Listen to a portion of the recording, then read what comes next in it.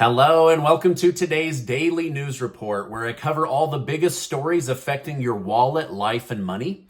You watch this channel each day because I keep you in the loop on what's really going on in Washington, D.C. with President Biden and the U.S. economy. The Federal Reserve announced a rate hike of 75 basis points, the highest since 1994, as they attempt to make borrowing more expensive in an attempt to make purchasing less expensive. They're hoping that this will cool the inflation that should have gone down by now, but is actually getting worse. Wholesale rates came in at around 10%, and inflation is running at about 8.6%. So they're saying we have to take rates higher, which makes auto loans and home loans very expensive for the American people. Inflation and high gas prices continue to be the biggest worry on Americans' minds. President Joe Biden's state of health is back in the news, but it's being covered by someone you would not have expected. On yesterday's broadcast of CNN's show Out Front, commentator Van Jones questioned if Joe Biden's stumbles could be related to his mental health. In his own words, he said, "When he stumbles, you get nervous and you wonder, is this just his stutter? Is he tired, or is there something else there?" If anybody says that Democrats aren't beginning to have these questions behind closed doors, that's not true. Now, did you know before President Biden became president, he didn't have a stutter? Go back and look at some of his old speeches. So this is something new that they're introducing. But now Van Jones of CNN is saying, is this guy mentally all there and able to lead the free world? So even CNN is now admitting that there seems to be something off about Joe Biden. Polls show that more and more people, including Democrats, are starting to doubt that Biden has what it takes to lead the United States. However, Van Jones ended his show by remarking, but if he's ready to go, people in his party are ready to back him up, which shows that he doesn't believe Biden is incapable, at least not yet. This wasn't the only case of this happening either. CNN's Don Lemon asked White House Press Secretary Karine Jean-Pierre if the president has the stamina physically and mentally to continue even after 2024.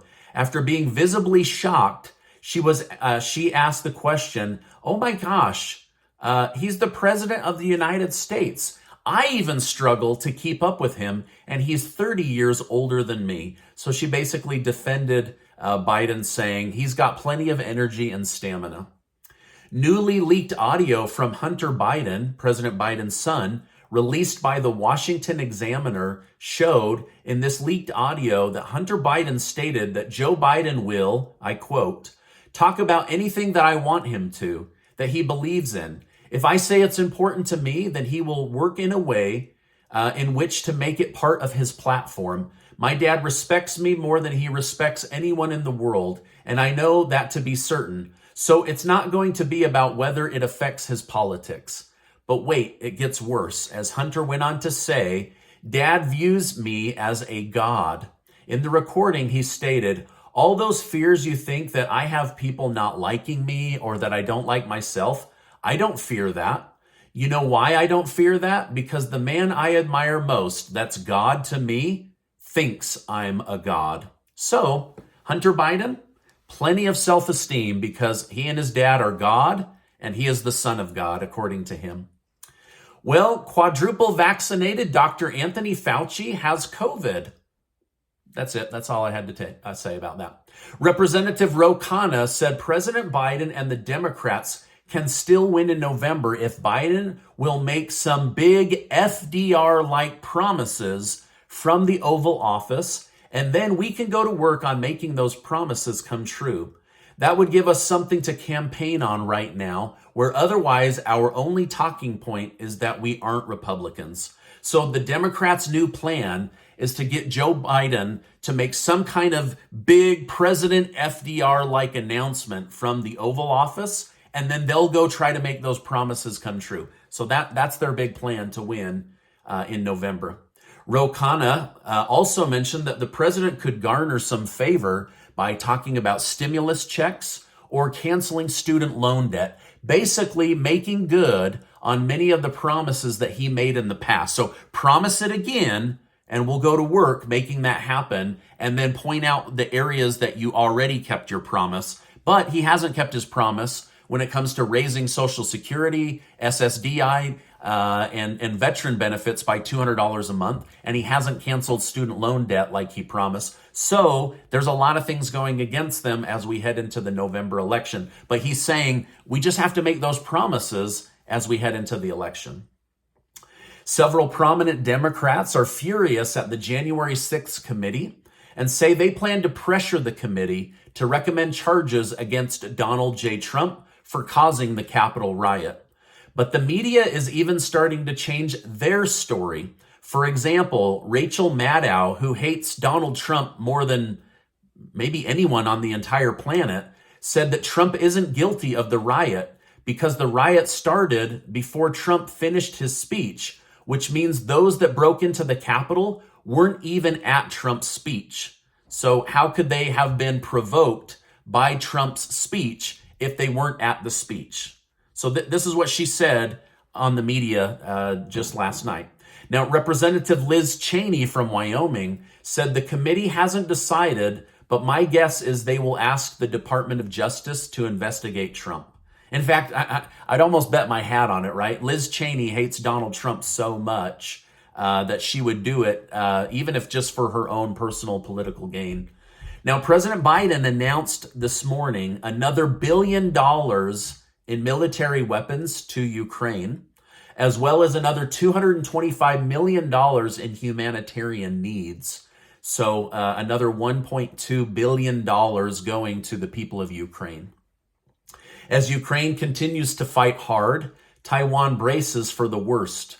Taiwan's top trade negotiator warned that he believes an attack on Taiwan from China will harm the global economy worse than the impact we are currently experiencing. So basically, you think it's bad now, wait till China attacks Taiwan and the United States is forced to do what they're doing with Ukraine. It's going to drain the United States and it's going to damage the global economy even worse. As an example, he stated that Taiwan produces electronic chips that are used for cars and phones. A Relations Act that went into law in 1975 gives America the legal authority to help Taiwan defend itself, but indirectly. It cannot intervene militarily. And so Taiwan is now saying, we're a sitting duck. We're gone. China's going to grab us as soon as they feel confident to do so. So we can only hope that China has learned from Russia and will decide against destroying the global economy further by attacking Taiwan. America is now in talks to buy very powerful spyware from an Israeli company, but the exact reason isn't being disclosed.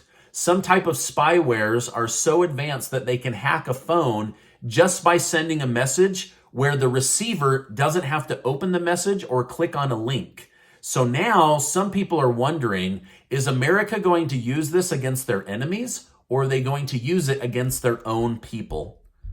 Right? So, and the reason that people are starting to wonder this is more and more examples and proof of these alphabet agencies spying on the American people without permission or without court orders continues to come out. And so there is worry that this software won't be used against our enemies, but will in fact be used against us.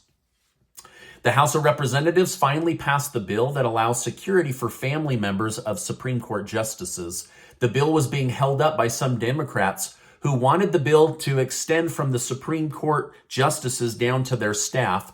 However, Republican representatives argued that nobody knows who their staff is and nobody cares who their staff is. They're not likely to be targeted. It's more likely the justice or their children or grandchildren would be targeted. And so this has now passed and will head over to be signed once it's done being processed by the rest of Congress.